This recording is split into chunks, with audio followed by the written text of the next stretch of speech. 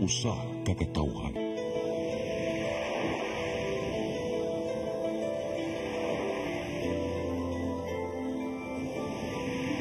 Cebu Catholic Television Network.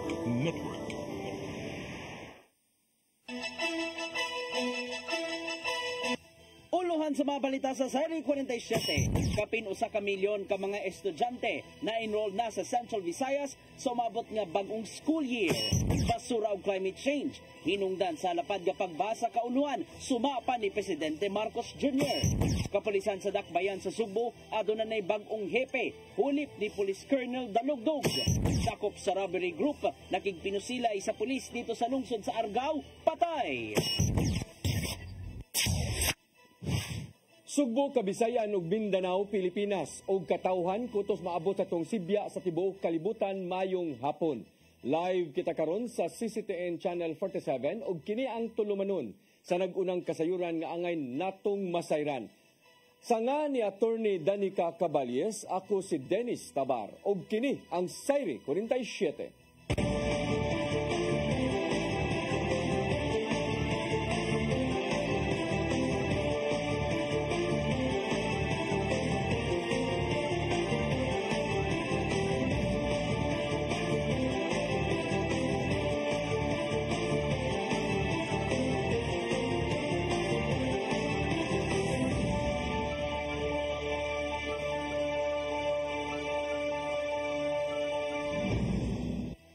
Karon sa kompletong detalye sa atong mga balita, kapin sa ka milyon ka mga estudyante na ang na-enroll dinhi sa Central Visayas karong school year 2024-2025. Samtang ang mga classrooms nga gamiton karong Lunes anaa na sa finishing touches. Ang kasayuran ihatod ni Gian Navarro. Gitaho sa Department of Education 7 nga ana na sa kapin usa ka milyon ka mga estudyante ang nang-enroll na sa mga tunghaan lokop rehiyon. Apan katunga lang kini gikan sa ilang target nga 2 million ka mga enrollees sa Central Visayas alang sa school year 2024-2025. Hinuon magpadayon pa man ang enrollment alang sa mga muapas pa bisan pa man og nagsugod na ang klase karong Lunes. Karong simanaha napahigay og meeting ang Management Committee sa DepEd 7 din gituki ang mga isyong may labot na ang umaabot kiting klase. Mong kumpiyansa gyapon ng ahensya sa ilang pagpangandam sa pagbukas na sa bagong school year. Tackle that issue sa reading. So all our 20 schools division offices reported that all our schools are ready to accommodate ato ang mga learners this coming Monday. Karong adlaw usab gitak-op ang Brigada Eskwela 2024 aron mapangandaman na ang mga classrooms. Nabdan sa news team nga gamay na lang ang tiwasonon sa mga classrooms ilabi na sa Lahog Elementary School alang na sa pagbukas sa klase. Sanay man nato pagsubay diri sa Lahog Elementary School ug Lahog Night High School, mayorya sa mga classrooms ready na aron kasudlan sa mga estudyante ug mga magtutudlo karong Lunes gamay ting bukas na sa klase. Sa pagkakaron ana na lang sa finishing touches ang mga gamit sama na lang sa pagpintal ni mga lamesa aron ready na kalingkuran sa mga estudyante inigsulod na nga ri sa classroom karong Lunes. Sumapa sa ilang principal nga si Dr. Lily Ango nga anana sa di mo menos 4,000 ka mga estudyante ang naka-enroll na karong tuiga. Nakigalay na sab sila sa barangay ug sa mga otoridad aron masiguro ang kaluwasan sa school premises. And the physical of the school is very much ready, and we also have our Uplan Balik Eskwela, our enrollment for all the students, the old and the new students. Kung andam na ang mga classrooms ug mga tinun-an, ang mga ginikanan busy na sa pagpangandam sa pag-eskwela sa ilang mga anak. Sama na lang ning inahan nga inanay lang una ang pagpangandam sa iyang anak nga muskwela na og grade 1 karong Lunes. Ang uniform sa bata is dapat man siya uniform pag kinder, so if ma-fit pa siya, magamit pa nato, then why not? Ano mong diskarte? Oo. Ana, sa discarding wais ta karon kay lisod kaayong kwarta. Ang Lahog Elementary School daan ang nagpasalamat sa mga stakeholders nga niabag kanila aron mas mapangandaman pa ang mga tunghaan karong ting eskwela na. Gian Navarro, CCTN News. Department of Education sa Dakbayan sa Mandawi andam na silang pag-abli sa klase karong Lunes. Moabot sa dulan sa 60,000 ka mga tinun-an ang nakapa-enroll. Ang kasayuran ihatod ni Mary Rose Sagarino. Sa talaan sa Department of Education Mandawi Division, moabot sa dulan sa 60,000 na ka mga tinunan sa elementarya ug high school ang nakapa-enroll karon nga school year. Mas ubos pa hinuon kini itandi sa niaging school year nga moabot sa 78,000 ka mga tinunan. Apan matod ni Edgar Espina, ang administrative officer sa DepEd Mandawi, nga gilauman nga mosaka pa ang enrollee sa pagsugod sa klase karong Lunes. Matod ni Espina nga andam na ang mga tunghaan sa pag-abli sa klase bisan pa sa kasamtangang nagpadayon nga brigada eskwela. We are all prepared for the opening of classes. Kasi yung mga ginikanan, nga kung napaka-brigada sa ilang mga classrooms, please coordinate with your advisors, no? Ano tabangan atong itawag mga advisors kung sa pagkakulangan sa atong itawag ng mga classrooms for the opening of classes. But so far, we are all set, we are all ready for the opening. Tarang tunghaan ang mupatuman og face-to-face classes gawas lang sa Gezo Elementary School nga gipuy-an pa sa mga nasunugan. Ang Gezo Elementary School mupatuman og modular distance learning og usa ka semana dayon face-to-face sa Agosto 5. Sa masaning labay nga school year aduna gihapoy mga tunghaan nga mopahigayon og shifting sa klase sa buntag udto ug gabii sa masapak na National High School tungod sa kakuwang sa classroom. Actually, our teachers, our principals are doing their best para ma-accommodate and we have the conducive learning sa mga bata abot sa gitawag ng opening of classes. Lagi pa tayo mga shifting sa katong mga kuwang of classroom. Mary Rose Sagarino, CCTN News. Basura o climate change gitumbok ni Presidente Bongbong Marcos nga hinungdan sa lapad nga pagbaha didto sa kauluhan. Samtang gikwestiyon siya sa mga senador kung asa paingon ang dakong pondo nga gigahin aron pagpakontrol sa baha. Ang kasayuran ihatod ni Gian Navarro. Gipasangilan ni Presidente Ferdinand Bongbong Marcos Jr. ang climate change ug basura nga mo'y hinungdan sa lapad nga pagbaha sa kauluhan sa miaging adlaw. Natagamtaman sa Metro Manila o mga kasikbit nga lugar sa Luzon ang dakong kadaot. Human ni kuso-kuso ang Super Typhoon Karina o nibundak ang kusog nga uwan nga dala sa hanging habagat. Usa kini sa mga nakit-an niya, human ni suroy og nagpakisayod sa kahimtang sa mga nabahaan sa Navotas o Balabon City. Sa nakalabay niyang State of the Nation address, gibuteg niya nga nasa 5,000 ka mga flood control projects ang nahumana lukop nasod. Apan gi-question siya sa mga senador kung asa na paingon ang mga pundong gigahin sa mga flood control projects nga mukabatan ng tanan og 255 billion pesos ning tuiga. Maong gitumbok niya ang dili saktong paglabay sa mga basura, ingon man ang pagbag-o sa iyang klima nga may nagdala sa grabing kadaot sa palibot. Tuod nini, giawhag ni Marcos Jr. ang katawhan nga magbaton usab og responsibilidad sa paghipos sa mga basura. Mulusad og investigasyon ang Senado bahin sa nimong padulngan sa flood control projects bisan pa man sa dagkong pundong gitagana alang ni ini. Gian Navarro, CCTN News. Kagamahanan sa dakbayan sa Sugbo moabag ngadto sa mga nabahaan sa kauluhan ug Mindanao tungod sa kusog nga bagyo ning Simanaha. Wa gihapon gipadaplin sa liderato ang kabalaka nga base mahitabo usab kini dinhi sa dakbayan sa Sugbo ang grabing pagbaha. Ang kasayuran ihatod ni Cristel Joy Felerca. Andam moabag ang Cebu City Government ngadto sa mga nabahaan sa kauluhan ug Mindanao ning Simanaha human sa kusog nga bagyong Butchoy, Karina ug hanging habagat. Ipatawag ni Acting Mayor Raymond Alvin Garcia ang mga sakop sa Cebu City Disaster Risk Reduction and Management Office aron makapangayo og sugyot unsang tabang ang ilang mabuhat. Mahimo sila makapadala og team didto aron motabang sa declogging sa mga karsada nga wala pa nangahubas. Muhatag usab sila og pinansyal nga hinabang nga sama usab sa ilang gibuhat atol sa pagbuto sa bulkang Kanlaon ni adtong Hulyo 3. The decision now, nor do I want to make any communication nga ingunana, but we will wait for the disaster office and the disaster council to make the recommendation. Tungod sa nasinating mga pagbaha ning Simanaha, wala gipadapli ni Garcia ang makakuyaw nga epekto sa climate change. Ilabi na nga natagamtaman usab sa Sugbo ang halapad nga pagbaha sa nang labay nga mga panahon human sa kusog nga pagbundak sa uwan. Maong kinahanglanon alang ni Garcia ang mas maayong drainage master plan uban ang mga sakop sa task force gubat sa baha. Apil sa gilantaw nilang kasulbaran mao ang pagtukod og gamay nga mga dam, ilabi na sa mga bukirang bahin sa dakbayan. Kana ang nakit-an nga pagtulunan ni Garcia sa nahimong pagbaha kung diin daghan ang namugnang kadaot. Butang nga gilikayan kini sa kagamhanan sa syudad. Si Dr. Hake in one of our meetings already identified 5 barangays that we can put already mini dams so that it can improve the the flow of water going down to the city of to the lowlands. Crystal Joy Felerca, CCTN News.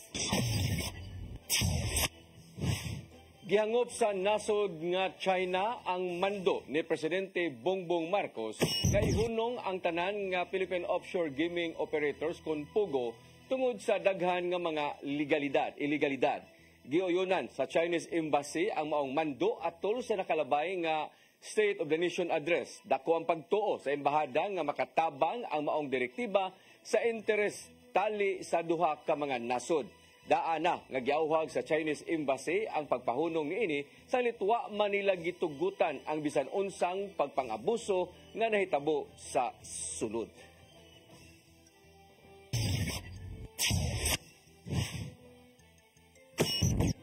Mosunod, kapulisan sa Dakbayan sa Sugbo, aduna nay bag-ong hepe, hulip ni Police Colonel Dalugdog. Kanaguman pa mga balita sa magbalik sa Sayri 47.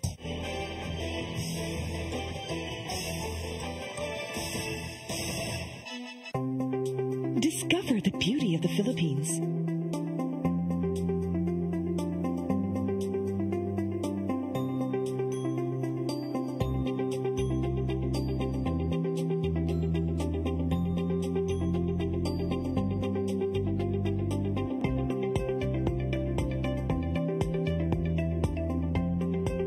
With Philippine Airlines, the country's flag carrier.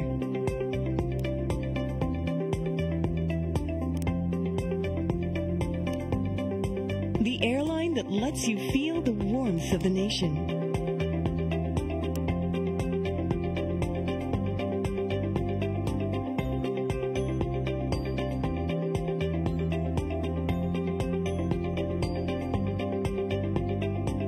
Mabuhay!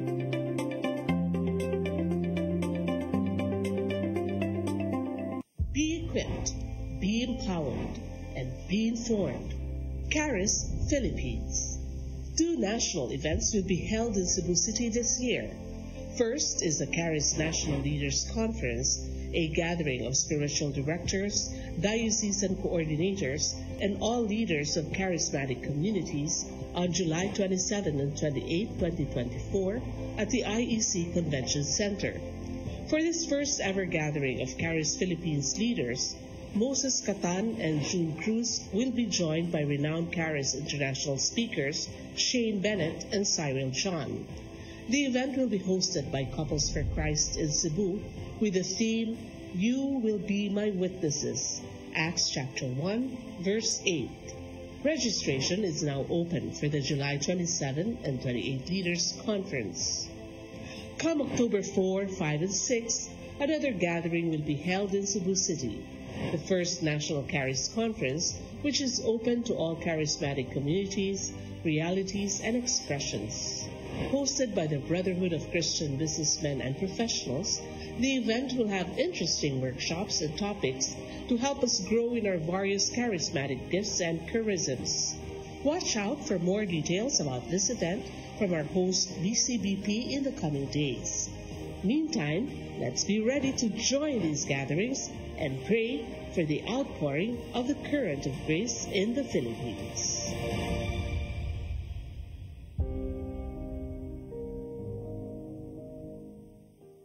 Holy Spirit,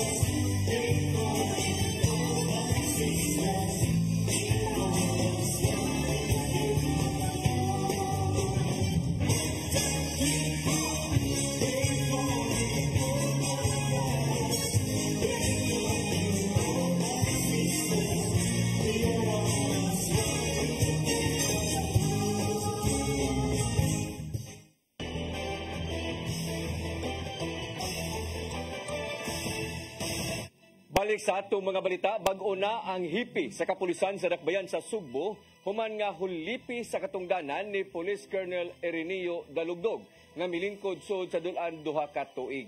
Ang mihulip kaniya ang hipi sa Regional Investigation and Detective Management Division. Ang kasayuran ihatod ni Arnold Bustamante. I hereby relinquish my position as City Director, Cebu City Police Office, Philippine National Police, effective July 25, 2024. And I sign. I hereby assume the position as Acting City Director, Cebu City Police Office, Philippine National Police, effective July 25, 2024. And I sign. Hindi pa na ang hipi sa kapulisan sa Dakbayan sa Sugbo nga si Police Colonel Ireneo Dalugdog human sa usa ka tuig ug siyam ka buwan nga bilingkod sa iyang katungdanan. Din ang mihulip kaniya ang hipi sa Regional Investigation and Detective Management Division nga si Police Colonel Antonito Cañete, nangulo sa turnover command sa sulod sa Camp Sotero Cabahog sa Gordo Avenue sa Dakbayan sa Sugbo nga mausap ang guest of honor speaker Police Brigadier General Anthony Aberin. Gidayeg ni Aberin si Dalugdog tungod sa maayon nini nga performance isip hipi sa kapulisan sa Dakbayan sa Sugbo sulod sa dulan duha ka tuig, diin dagko nga mga kalihukan nga nahimong malampuson ug paghatag sa seguridad. Sulod sa pamunuan ni Dalugdog sa CCPO, malampuson niya nga nahatagan og seguridad ang duha ka mga sinulog Central Visayas Regional Athletic Association Considera nga gitambungan og 12,000 ka mga delegado ug ang labing dako nga sports event sa Pilipinas nga bag-o lang natapos nga mao ang palarong pambansa 2024. Nakita niya ang kapasidad ni Dalugdog sanglit nagkauban sila sa Criminal Investigation and Detection Group, din dagha mga dagko nga mga kaso ang nasulbad niini. And as the City Director of Cebu City Police Office, he have brought Cebu City Police Office in greater heights. As mentioned a while ago, of course, by the City Administrator, ang dami po niyang accomplishments, especially sa mga events dito sa Cebu City. And aside from that, notable ang mga accomplishment niya, especially in the campaign against illegal drugs. Thank you, Ren, for the hard work. And of course, good luck to your awaiting designation as the regional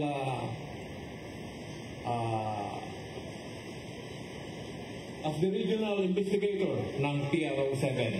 It is an exclusive one position. Of course, it's a preparation para sa exclusive 2 position niya.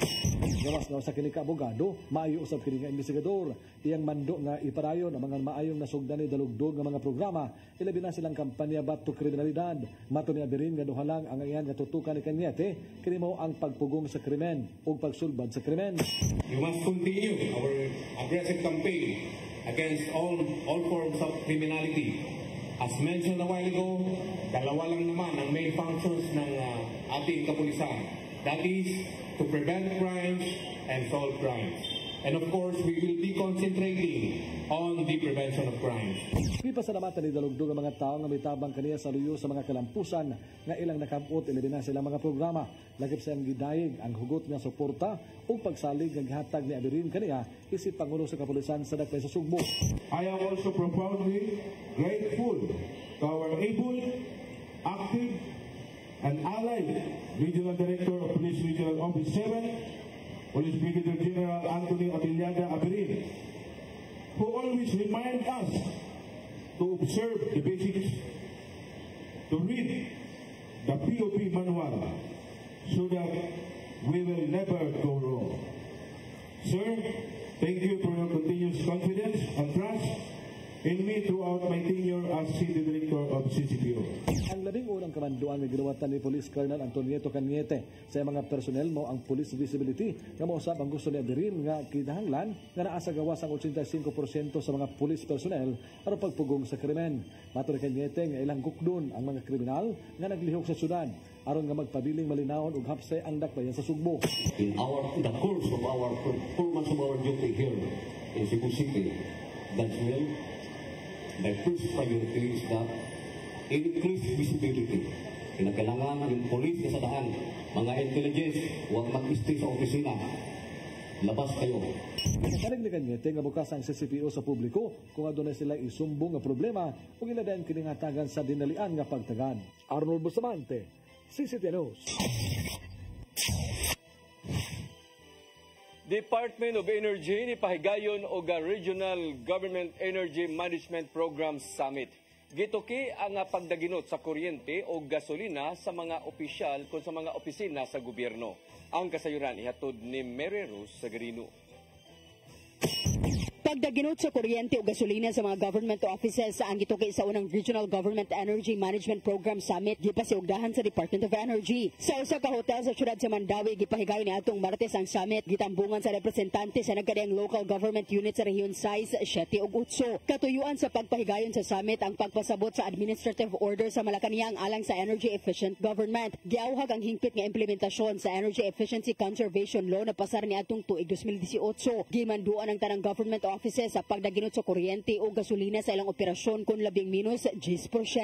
Lakip sa energy conservation ang pagpatumar og measure sa renewable energy. Lakip na ang pag-appoint og energy conservation point person. We are required to really establish energy efficiency office, conservation office. And they will have to designate energy efficiency conservation officer and energy efficiency murag focal person. So naagod ilahang required sa pankaron sa balaod RA 11285. Giawhag ang tanang LGUs o government establishment sa pagsunod sa kamanduan. Ay na pud legal sanction kung dili sa administratively or even it can be elevated to criminal na. On the specific na ito sa provision sa Mary Rose Sagarino, CCTN News. Nahitabong sunog sa barangay Luok, Dakbayan sa Lapu-Lapu, moabot sa kapin 7 milyones ka pesos ang danyos. Wa pa masuta ang hinungdan niini apan gipalawman na sa kabumbiruhan ang investigasyon human nakakuha og kasayuran nga tinuyuan ang mao nga sunog.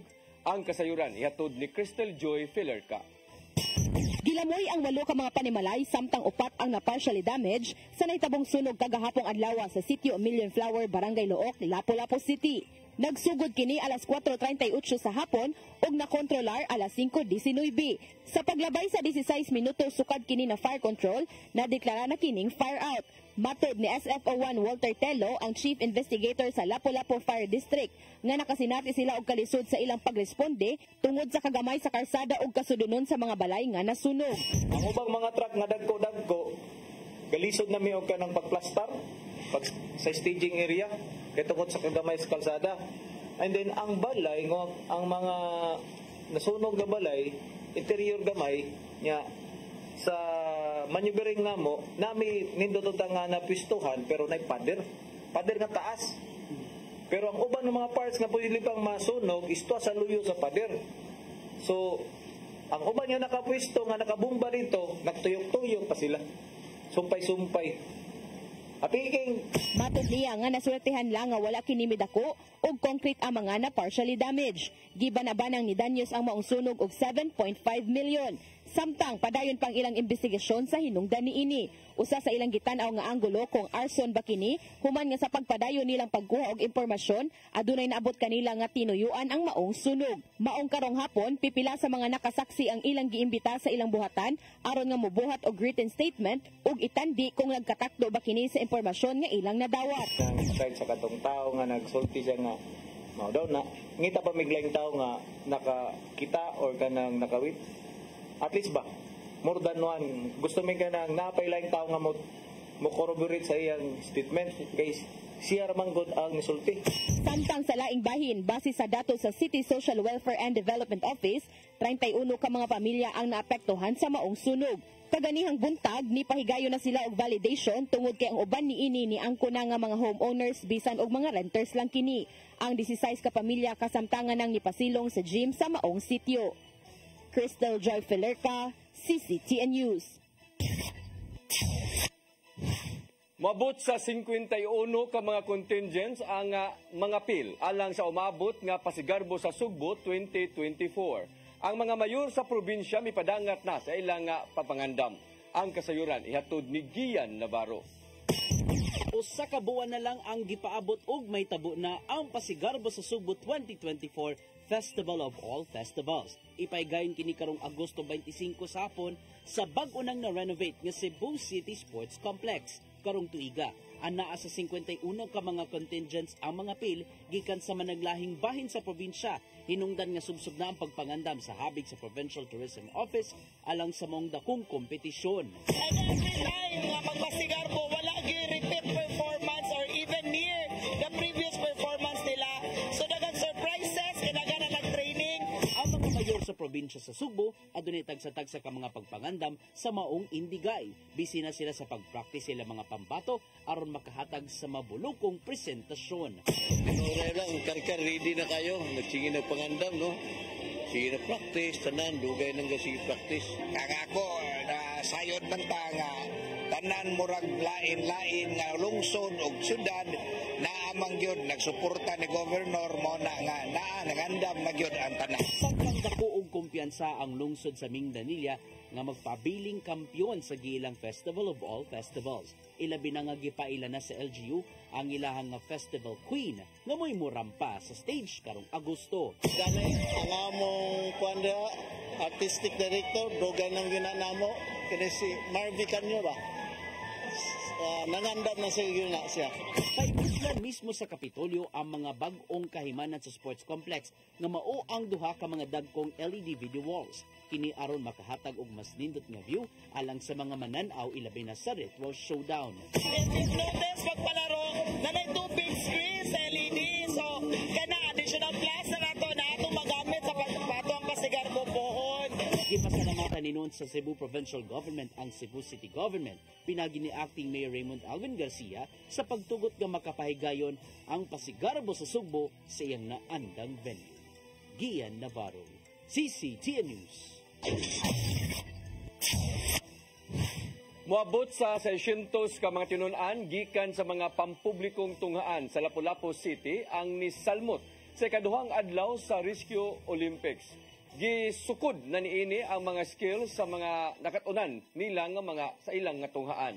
Ang kasayuran ihatod ni Crystal Joy Filerca.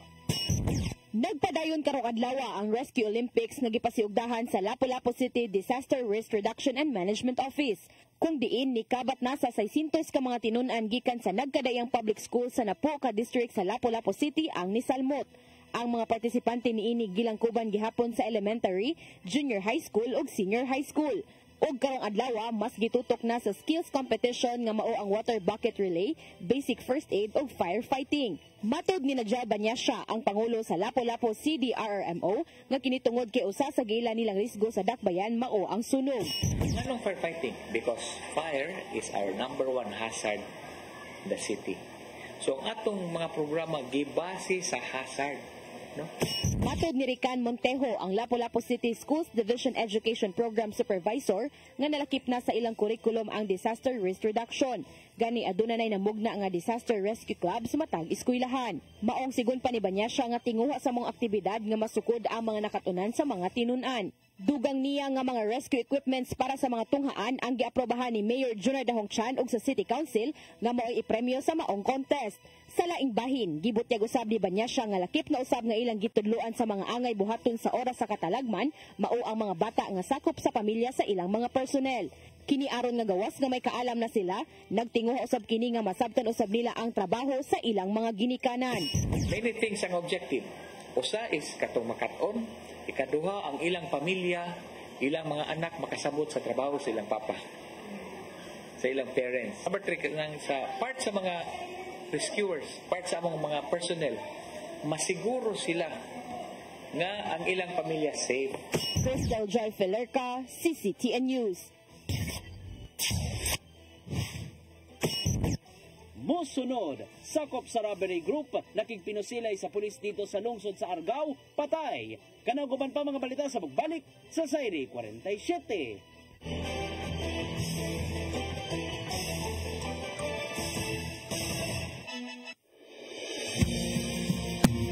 Calling all leaders of Catholic Charismatic Renewal Communities, diocesan coordinators, and spiritual directors.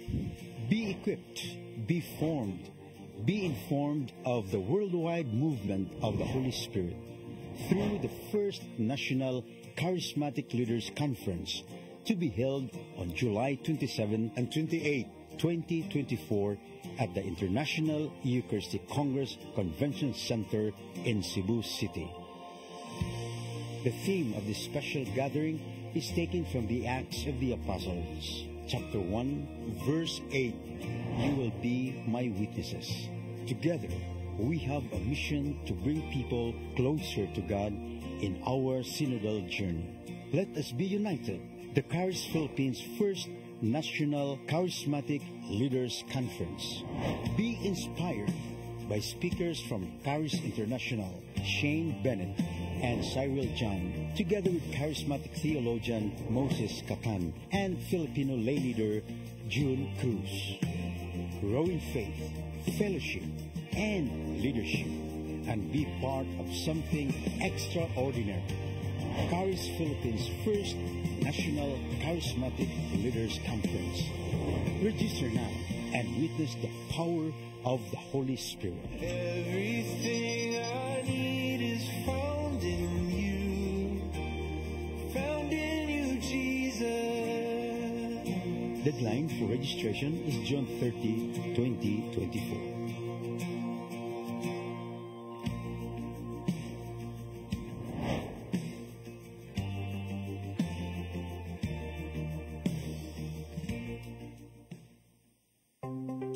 Discover the beauty of the Philippines.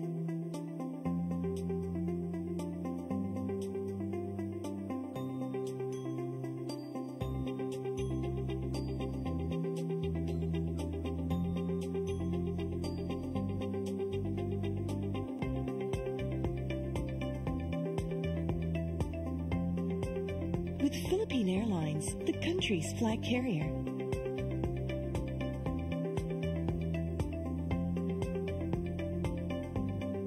The airline that lets you feel the warmth of the nation.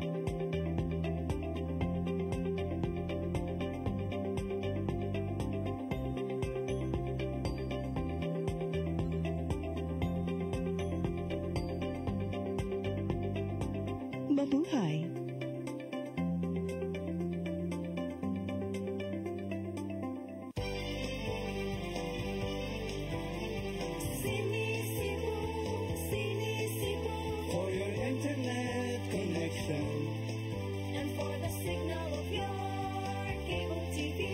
So fast and spread that transmission to your phone. Sini Cebu offers you to have fiber optics for your viewing experience. Perfect and clear, so fast, so great and affordable for you to enjoy. Sini Cebu Television Network Incorporated offers fiber to the home broadband internet bundled with fiber to the home cable TV connection. Sini Cebu Television Network Incorporated, with its operation in Metro Cebu and the whole province of Cebu soon. Sini Cebu for your internet connection And for the signal of your cable TV. so fast and straight the transmission to your phone. Sini Cebu offers you to have fiber optics For your viewing experience, perfect and clear, so fast, so great and affordable for you to enjoy. Ang kinabuhi, puno sa hagit. Sugpila ka, Dria! Ay, mag-inarte! Magdita ka! Puno sa pangutana. Bata pa gani ka kayo? Nagpuyab-puyab na ka? Kinsa man ang mga sakitin ako din ay karoon ang kinsa!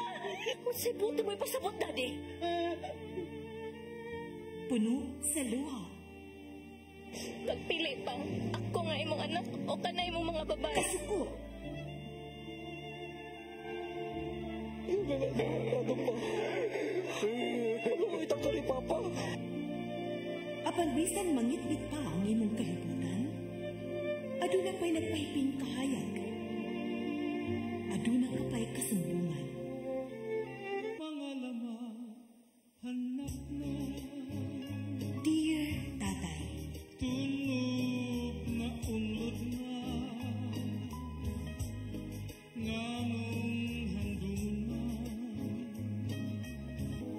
Way lain paagi aron masabtan nato ang Biblia.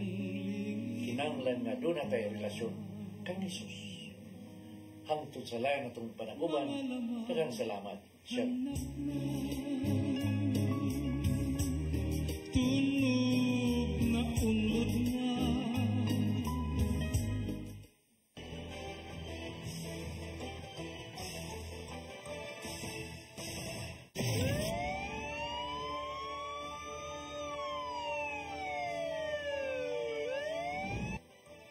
Balik sa atong mga balita, patay ang usa ka sakop sa robbery group human nakipinasilay sa kapulisan kaganinang kadlawon sa barangay Apo, lungsod sa Argao.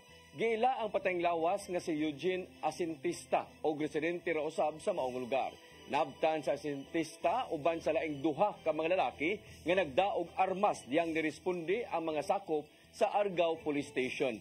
Dali sila nga mipabuto sa armas human nakadagan diha dayon hinungdan nga nakabaws usab sa pagpusil ang mga pulis. Nasamdan siya Asintista apan nakabsan siyang kinabuhi dihang gidana sa tambalanan sa barangay Bugo.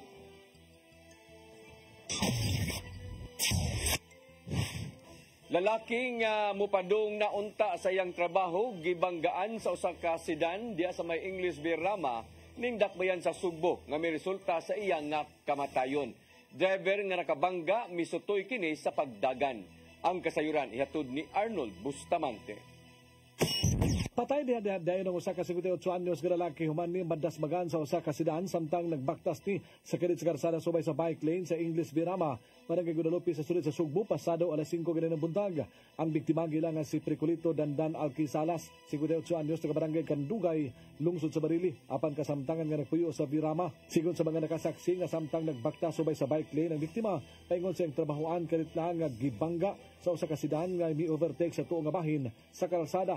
Tungod sa kakusog sa impact, nalagpot ang biktima sa sidewalk o nahagba sa simento nga nag-una ang ulo nga resulta sa ginanaling ang kamatayon. Apan inay nga muhunong ang sedan nga nakabangga, misutoy kini sa pagpadagan o miliko kini sa Enveles Street, Barangay Guadalupe. O sa ka-driver sa Joyride nga si Renel Casas nga nakakita sa hitabo migukod sa sedan o gianing naabdan sa Enveles Street o gianing gipara o gipahibaw nga doon na kini nabanggaan nga tao. Mato ni Casas nga gibiyaan ang iyang pasahero aron gukdon ang maong sakinan nga nakabangga og tao. May balik ang driver sa sedan nga giilalang sa alias nga Jan nga taga barangay Lahog sa Dakben Sugbo. Wala matod pa sa masayog nga dunay sayong nabanggaan nga tao nga may hinungdan nga may diretso na lang siya sa padagan sa sakinan.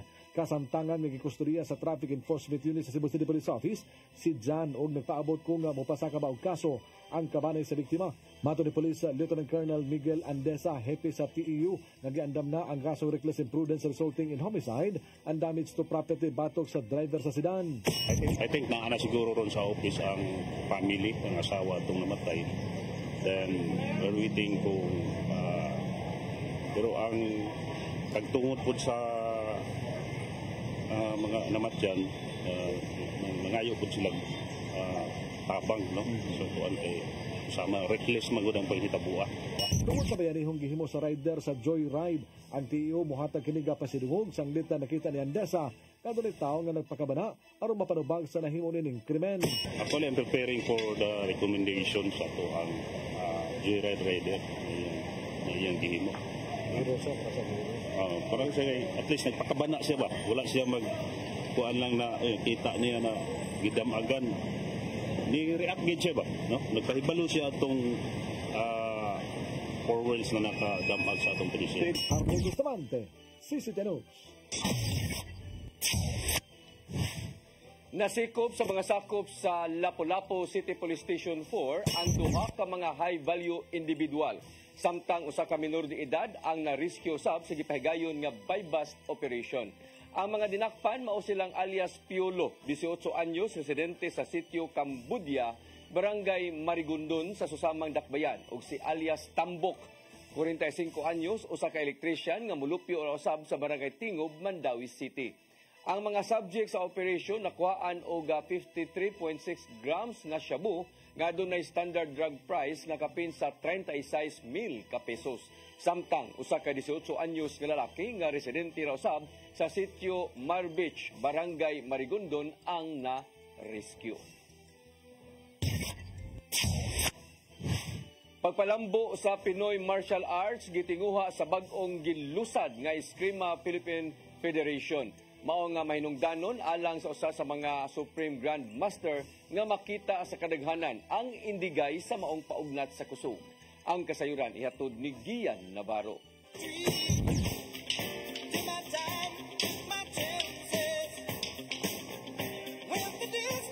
Gilusad na ang Eskrima Philippine Federation aron mapalambo pa ang matang sa martial arts nga namugna dinhi sa nasod. Gitambungan namang launching sa mga Grandmasters ug Supreme Grandmasters sa mga paugnat sa kusog sa Saka Hotel kagabi sa Dakbayan sa Mandaue. Human nanumpa ang mga sakop sa mga federasyon. Giatagan og dakong gibug-aton sa usa sa mga Supreme Grandmaster nga sinunito Tatay Dodong Limchua ang pagpabilin sa mga martial arts. So in our training, our espada y daga, both are weapon. Sometimes we use the espada, the garrote, as blocking, and we use the knife as the attacking. Ipasigarbo niya ang mga nakatunan gikan ni Grandmaster Mumoy Cañete nga unang nagpaila sa Eskrima isip matang sa paugnat sa kusog. Ilabi na nga nasugdan niya ang mga matang sa martial arts sukad pa niya tong 1950s ug hangtod ginahimo na kining referee. Aron magpabilin ang kamahinungdanon sa mong sport, but usab dilimtsuwa nga mapalambo pinagi sa Saka International Tournament. And I'm very happy that we are here, especially the foreigner who are here. Let us propagate this because this is the only martial art that it can be treated as a sport. Ang Eskrima mao sa kamatang sa Pinoy martial arts nga nagkinahanglan og mayong pagpangamot kon hand movements gamit ang ubang mga kahimanan.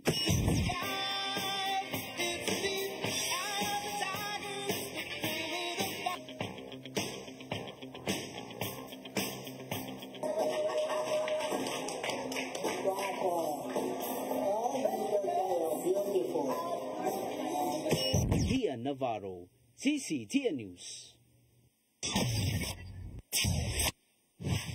Mao kadtong naglangkob sa atong mga balita sa Sayre 47, sangan ni Attorney Danica Caballes, ako si Dennis Tabar. Hangtod Lunes pohon dinhi gyapon sa inyong paboritong tulumanon, Sayre 47.